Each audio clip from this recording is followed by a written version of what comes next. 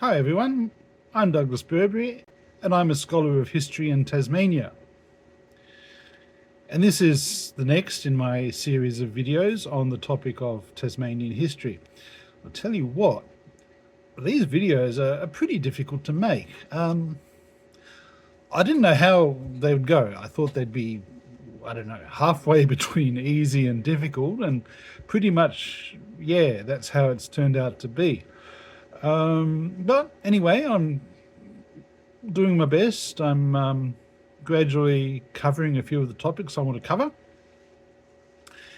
And so today's topic is, hang on, what's today's topic? Just wait a minute.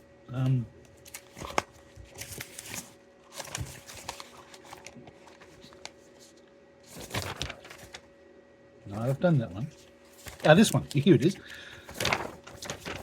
Yes, today's topic is, I've got scripts that I work on, which makes it easier in one way, makes it difficult in the other, because when I have to refer to the script, I'm not looking at you and I get tied up. But anyway, here we go.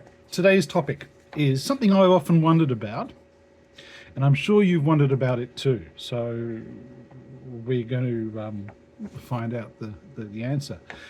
What I've often wondered about is why it is that people such as Sir George Arthur and Sir John Franklin have traditionally been referred to as Lieutenant Governor during the time that they were at the head of the government of Van Diemen's Land. Why weren't they just called Governor? Why were they called Lieutenant Governor? And so I looked into the matter and I think I found the answer. The word lieutenant basically means somebody who is subordinate to someone else. Oh, and for our American brothers and sisters, the pronunciation is lieutenant, but since I'm Australian, I use the word lieutenant. And okay, good. Right, for instance, in some armed forces and police forces, a lieutenant or lieutenant is subordinate to a captain. A lieutenant colonel is one rank below a colonel. And a colony or state may have a governor, and therefore a lieutenant governor is subordinate to the governor. Now, during the early colonial period in Australia, the island of Van Diemen's Land was not independent by itself. It was part of the colony of New South Wales. At this time, the head of the government of the colony of New South Wales was the governor, and he was located in Sydney. Now, because Van Diemen's Land was an island and a few days' sail from Sydney, the government back in England saw that it was necessary to put a subordinate in charge of things in Van Diemen's Land. This subordinate was called the Lieutenant Governor, and he communicated directly with his superior officer, the governor in Sydney. However, in 1825, there was a change in the way that Van Diemen's Land was governed. It was separated from New South Wales and became an independent colony in its own right. Up until that point, Van Diemen's Land had still been a part of the colony of New South Wales, with Sir Thomas Brisbane in Sydney as its governor and Sir George Arthur in Hobart Town as its lieutenant governor. When Sir Thomas Brisbane was recalled and Sir Ralph Darling became the new governor of New South Wales, the very first thing he did, before he even went to Sydney, was to head straight for Hobart Town, where he arrived on the 26th of November 1825 and was met by Lieutenant Governor Arthur. And one of Darling's first acts as the new governor of Van Diemen's Land was to proclaim Van Diemen's Land independent from New South Wales. The proclamation was made on the 3rd of December 1825. So, now that Van Diemen's Land had been proclaimed as a separate colony from New South Wales, you would expect that it would get its own governor, based in Hobart Town. But that's not what happened. A few days after the proclamation of independence, Sir George Arthur, the Lieutenant Governor of Van Diemen's Land, was confirmed in his role as Lieutenant Governor, not Governor as you would expect. As Lieutenant Governor of the newly independent colony of Van Diemen's Land, Arthur had a few new powers that he did not have before. For instance, he was authorised to send dispatches directly to the Secretary of State in England, not via the Governor of New South Wales like he had to before. Also, his style of address changed from Your Honour to Your Excellency, which was the same style as for the Governor. So what happened? Van Diemen's Land was no longer subordinate to New South Wales, and Arthur seemed to be, to all intents and purposes, a colonial governor, and yet his official title was still only Lieutenant Governor. So who then was the governor? Did Van Diemen's Land even have a governor? If so, who was it? The short answer is yes, Van Diemen's Land did have a governor, and the reason why Arthur's official title was still Lieutenant Governor was that he was still subordinate to this governor, just like before. In that respect, nothing had changed. But in that case, who the flipping heck was the governor? The first governor of the newly independent colony of Van Diemen's Land was Sir Ralph Darling, who had also just been appointed as the new governor of the colony of New South Wales. But hold on a second, I hear you say. If Van Diemen's Land was independent from New South Wales, how could they have had the same governor?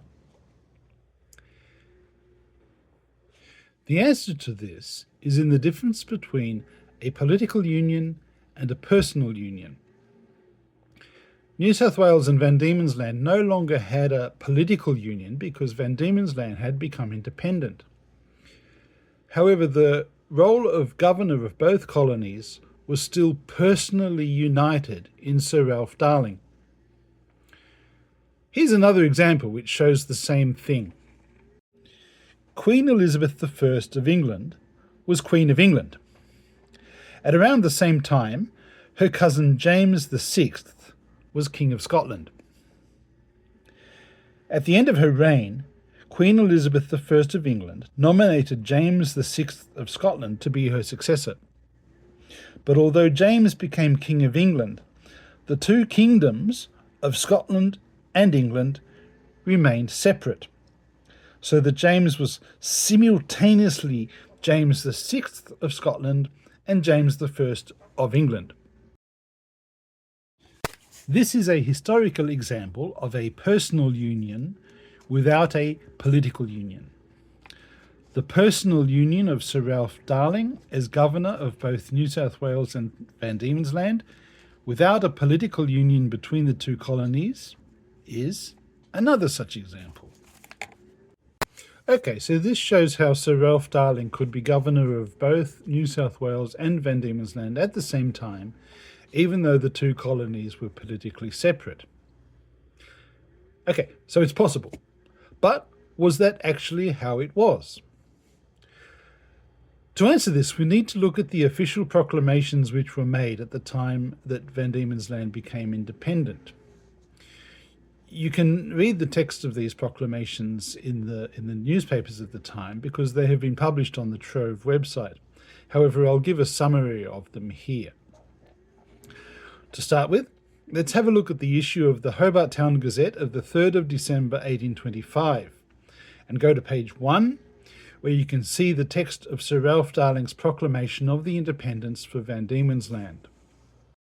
And then, 2 weeks later, in the Hobart Town Gazette issue of 17th of December 1825, page 1, you can see the proclamation confirming Sir George Arthur as Lieutenant Governor.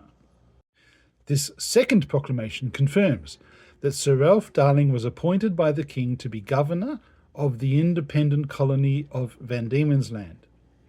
And it goes on to say the following, which I will quote in a bit of a shortened form.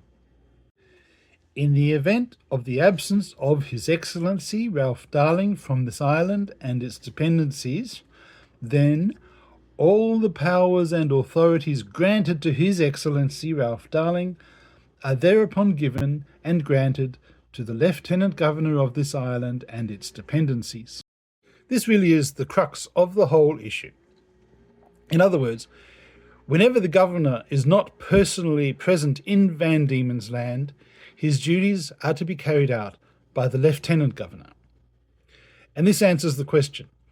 Sir Ralph Darling confirms himself as governor of the independent colony of Van Diemen's Land, and Sir George Arthur is confirmed as the Lieutenant Governor, or in other words, the Governor's deputy.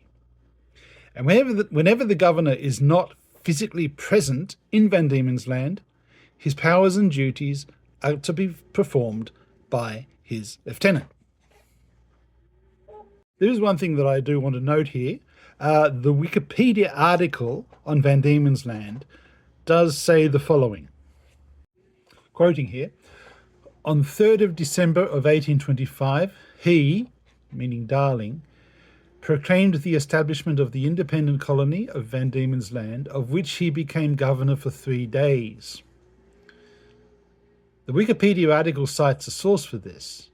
The source referred to is a newspaper article which was published in the Mercury newspaper on the 26th of January 1938, titled 150th Anniversary of Australia. This article is quite wrong in its claim that Sir Ralph Darling was only governor of the newly independent colony of Van Diemen's Land for 3 days. I think Darling might have stayed in Van Diemen's Land for about 3 days after he made the proclamation of independence, but after that he had to leave for Sydney to take up his other appointment as Governor of New South Wales. But there's absolutely no evidence to suggest that he ceased to be Governor of Van Diemen's Land at that time. So things went pretty much as you would expect them to. Sir Ralph Darling left for Sydney because he had another colony to run, but he left his lieutenant in place to do what a lieutenant is supposed to do, which was to run the colony in his absence. Now, this situation continued until 1855, when Van Diemen's Land received limited local government and changed its official name to Tasmania. From this date onwards, New South Wales and Tasmania had distinct governors. So they were not only politically separate, but they were also personally separate. In other words, the governor of both colonies was no longer occupied by a single person.